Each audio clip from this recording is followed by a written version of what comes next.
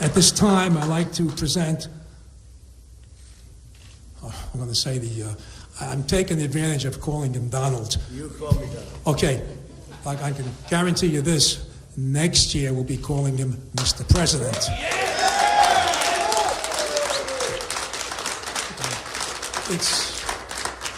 It's our pleasure, the New York Veteran Police Association, to present Donald J. Trump with the America's Finest Award. The award reads, for your dedication, your concern, and your support for America's law enforcement community. We know you will make America great again. And the year and the date, July 4th, 2015. That's when we endorse Donald Trump. Pleasure.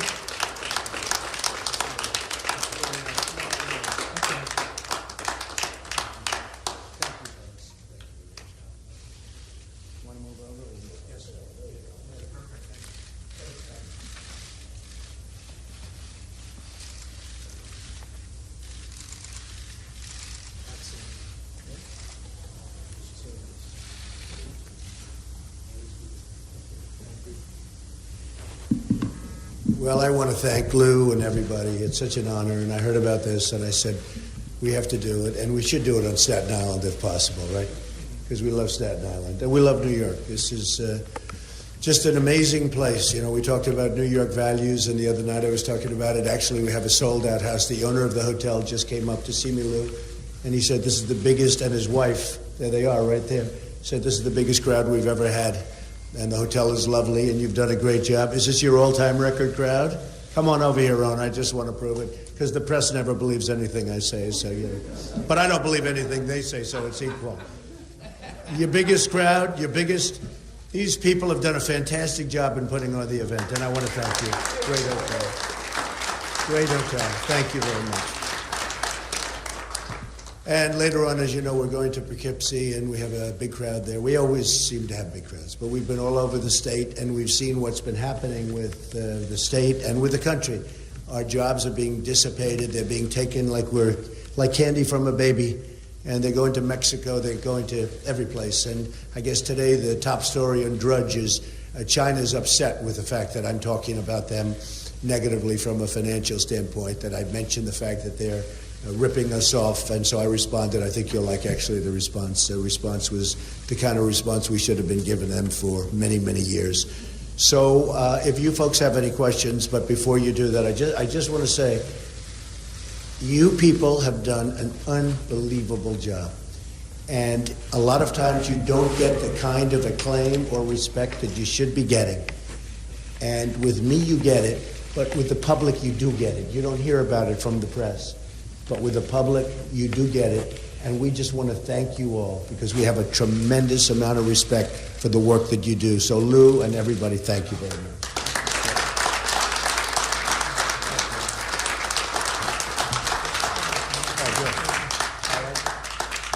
Okay, questions? Yes, John? Yesterday in Syracuse, you said that the Republican National Committee could be in for a, quote, rough July of this delegate selection issue. What did you mean by rough July? Well, it's a rigged election. Now, I'm winning by a lot, and a lot of people say, don't complain, you're winning. And I think we'll get there on the first ballot, actually, and we're going to have a big day, hopefully, in New York, because I love New York, and a guy like Cruz, you heard his statement on values, New York values, and I can't imagine any New Yorker voting for Cruz. And he can't beat Hillary. I'm going to beat Hillary. In fact, you notice her commercials came out there about me. They don't even talk about Cruz. She's only concerned about me. Now, Kasich is interesting. He's never had a negative commercial. Nobody's ever hit him. Nobody knows he's there. And so he does well. He does okay because nobody talks about him. With me, I think I saw on Fox, 55,000 negative ads.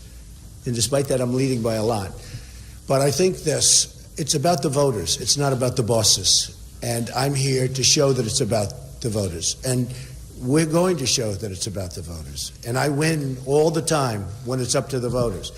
When it's up to the bosses, we didn't play in Colorado because I heard that it was going to be for the bosses, for the RNC, for the people. So I'm not going to waste a lot of money. Don't forget, I'm self-funding.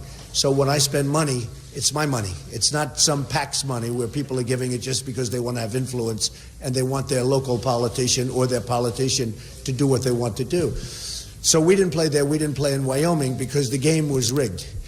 And I don't want to go 6-7 months before because that's what you have to do. Take them on trips, put them in hotel rooms, do the whole thing. I don't want to play that game. I'm winning with the voters, and we're winning big. And I think we'll get to the 1237. Well, I think the people that are for me, of which there are many millions, many millions of people have voted in our primaries. Many, and you'll see it tomorrow also. Many millions of people have voted more than voted 4 years ago. You know that. They came out for me.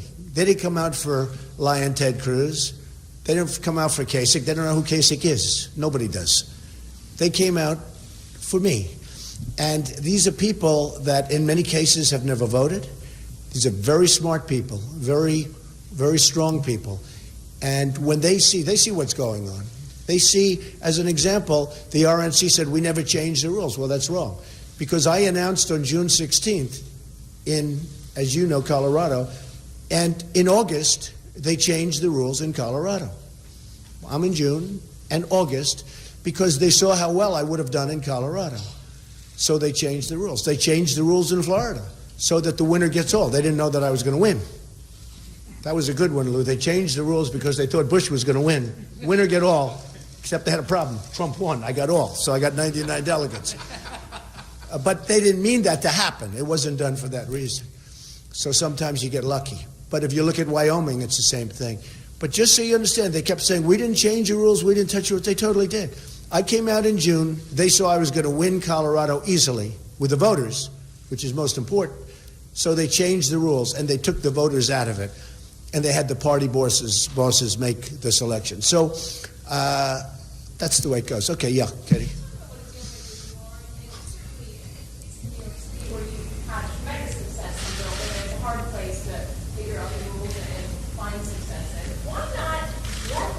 Because I don't want to play the rule game. I'll tell you why. Because we live in a democracy, and it's all about getting the bosses out. The bosses are picking that. Now, I'm winning. You will say, I'm winning by 200 delegates. I'm winning, more importantly, in my opinion, I'm winning by over 2 million votes. In other words, I've gotten more than 2 million votes. And other than the fact that I have 17 candidates starting, throughout the process, we had 17 then dropping out, I would be leading Hillary Clinton by millions and millions of votes. I heard her say during the debate, I have 1 million votes more than Donald Trump. She's got Bernie, a socialist, and I've got 17 governors, senators, guys like Ben Carson, who's fantastic. I have all these guys running. So I have 17 people. She's got 1. And if we didn't have 17, I'd be leading her by probably 4 million votes.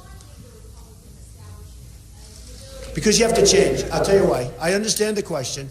You have to change. It has to be changed. Now, it's not going to happen probably this time, although they're watching a lot closer. In fact, they announced they're not going to be making rules changes now because the public is really angry, and the Republicans are really angry. The voters are really angry. It's got to change. Now, in 4 years, it's going to change, so I've done something. In 4 years, it's going to change. It's not going to be this way in 4 years. But you're going to have a very, very upset and angry group of people at the convention. Now, I hope that doesn't happen because if I win, people are going to be very happy. Well, I hope it doesn't involve violence. I hope it doesn't. And I'm not suggesting that. I hope it doesn't involve violence. And I don't think it will. But I will say this. It's a rigged system. It's a crooked system. It's 100% crooked. The bosses, is that a correct? And these people know it better. Absolutely. It's a crooked. They're not here for this reason, to be honest. But this is, they understand law enforcement better than anybody else. It's a corrupt and crooked system where you're allowed to take delegates. Look, nobody has better toys than I do. I can put them in the best planes and bring them to the best resorts anywhere in the world. Doral, Mar-a-Lago. I can put them in the best places in the world. California, I have something that blows everything away. But it's a corrupt system. You're basically buying these people. You're basically saying, delegate, listen, we're going to send you to Mar-a-Lago, on a Boeing 757. You're going to use the spa. You're going to this, you're going to that. We want your vote. That's a corrupt system. That has nothing to do with democracy. So here's the story. I'm winning by a lot. I think we're going to win the 1237. I think we're not going to have the second ballot. I just tell you, though, despite what I just said, it's a corrupt system and it's a rigged system. And I think for future years, the Republican Party should change. Okay? July, you've warned that millions of people won't vote for a Republican in November if you don't get the nomination. It sounds like there's no scenario under which you would accept a vote at the convention that would make somebody other than you the nominee. Well, I can't say that. I have to see how I'm treated and how these people... I'm representing many millions of people. You know, the Republican Party in the primaries are up 72%, which is astronomical. The Democrats are down 35%. I mean, you people, those are the numbers. An amazing thing has happened. The Republican Party, which people don't think of it in terms of going up, they think of it in terms of getting smaller, smaller, smaller every year. They're up 72% because voters are coming and voting. Some of them for the first time because they never had a candidate that they wanted to vote for. They're great people. They're great Americans. But it's up 72%. The Democrats are down 35%. And I'll tell you what, we're getting independents, we're getting Democrats to vote, and we're getting... To me, makes me very happy, people that have never voted before. And let me tell you, if you disenfranchise those people, you're going to have some very upset people. Yes, go ahead. Would you accept, a contested convention that would make somebody else the nominee? Would you rally the party to unite? Jeremy, it's too early to say. I have to see. I have to see how it's handled, and I have to see what level of fairness. These millions of people who I'm representing, you understand, I have far more votes than anybody, including Hillary. Because I had 17 people. She had Bernie. Okay? Bernie. Oh, Bernie. Lou, you guys aren't big into socialism or communism, are you? I don't think you're going for a communist, are you, Lou?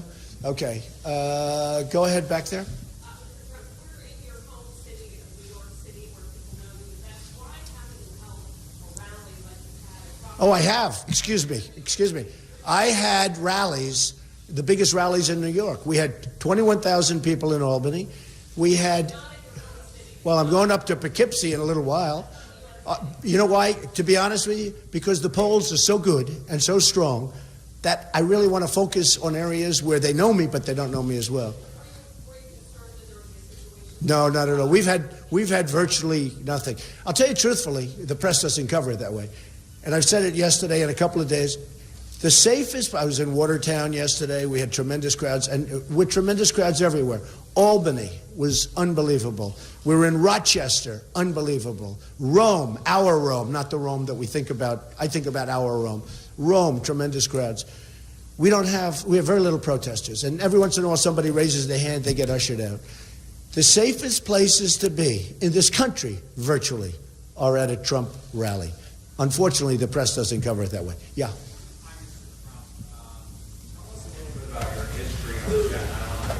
Yeah, I know it very well, and I've had property on Staten Island. In fact, when I grew up during the summers, I used to work on Staten Island. My father had Grimes Hill.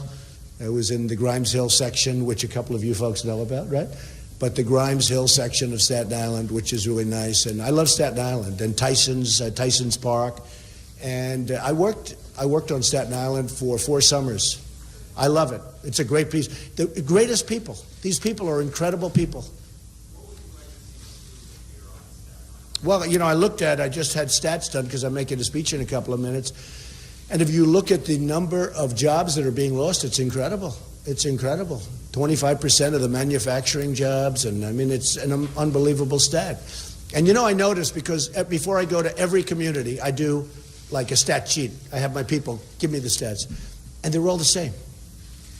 Wage jobs, way down. Food stamps, way up. It's like they're almost interchangeable. The numbers are slightly different, but they're interchangeable. No, they have to have jobs. This country needs jobs. I noticed Ted Cruz the other day follows my line, jobs. Well, he never used to say that. He's saying it because I get the crowds and I'm getting the response, and he's not getting the voters. He gets the bosses, and I could get the bosses easier than him if I wanted them. I'm good with bosses. I'm the greatest with bosses. I just don't want them. I don't want them. It's not about that anymore. Yes, ma'am. A lot of staffers recently to focus on the delegate Yeah. game. That's what the aim is now. What's the role now of your pre-existing staffers, Still like here, Mr. very Lewandowski? good. Corey's right here. What's his role Did a in the good campaign? job. Totally exonerated from that bogus nonsense from somebody that made a bogus claim, who, by the way, if you look at the tape, it bore no relationship to what she said happened. And tell you, I really have a lot of respect for the people in Florida for looking at that fairly. I really do. I have great respect for the prosecutor and for the police for taking a look at that clip and realizing that she misrepresented. I have great respect for that. And he's good. That was a weight on his shoulder. I mean, I saw it had a huge impact on him with his family, and he's got 4 beautiful children and wonderful wife in New Hampshire. And I'll tell you what, that was a very unfair thing that happened to him. Very, very unfair. So I'll say it. Okay, do one more. Go.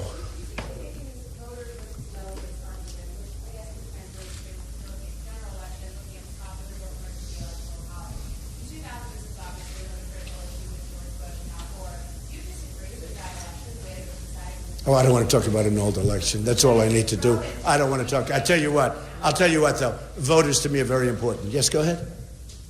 Did you have one?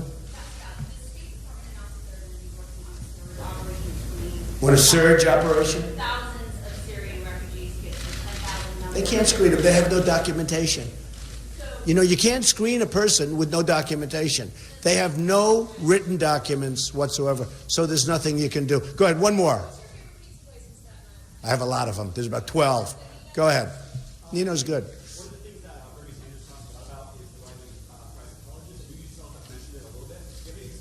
I'm going to come up with something on colleges because I'll tell you what, the biggest question I get are from young people that have gone to college, have done well, very good colleges, and they come to me and it's turmoil for them. They're loaded up with debt and they can't get a job. And I'm going to have policy on that very, very soon. And I'll tell you what, it's so important. It's such a big issue. I'll see you inside, folks. Thank you very much. And Lou, thank you and your group, most importantly.